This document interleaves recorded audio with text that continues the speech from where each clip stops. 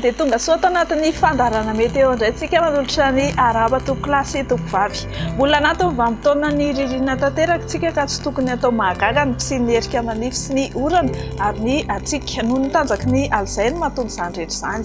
Etsy andanin'izay ihany koa dia misy andian-drahona na front matanjaka atao amin'ny faritry ny lakan-dranon'ny Mozambika ato ary mikisaka tsikelikely miatsinanana manantona ny Madagasikara ary hitondra oram-be amin'ny tapany atsimon'ny Nosy. Noho izany dia mahazo filazana miloko mavo amin'ny habetsaky ny rotsakorana ny faritra rehetra izay hitantsika miloko mavo eto amin'ny sary dia ny faritra atsimo andrefana, Androy ary ny distrika maromaro amin'ny faritra Menabe, Anosy sy Iorombe ka mila mitandrina noho izany.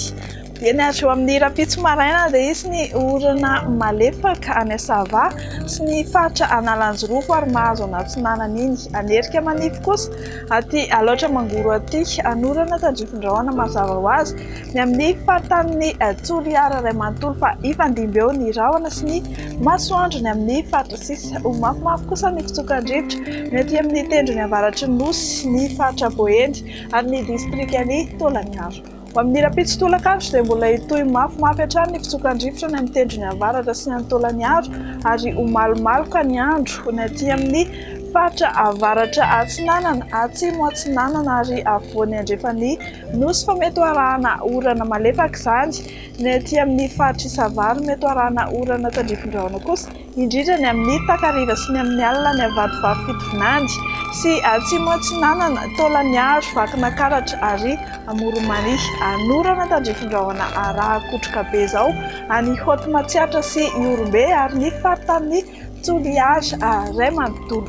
Mahakasika ny maripana kosa dia tsy dia misy fihetseham-po izany hoe somary mbola angatsika ihany tsika. Ho amin'ny rapitso maraina izao dia 10 hatramin'ny 13 degré ny aty amin'ny faritry ny Avoatany, ny morontsiraka atsinanana sy andrefana kosa arak'izao hitantsika ny sary izao dia manodidididina 9 hatramin'ny 13 degré Celsius. Ho amin'ny maripana ambony indrindra kosa dia 5 degré Celsius any amin'ny faritra avaratra andrefan'ny Madagasikara iny. Ibalika be ny masoandro amin'ny rapitso any Paris sy Milan, ifandimby eo ny rahona sy ny masoandro any Johannesburg, Comores sy Seychelles ary Nairobi. Anorana tandrifin-drahona Maurice fa ho araha-kotroka izany ny faritry Bangkok. Dia toy izay sy toy izay ny meteo antsika ao amin'ny fiteny malagasy mihitsy izay fa nanampy anao betsaka izay voalaza teo izay sy manome fotoana anao amin'ny rapitso indray. Veloma tompoko.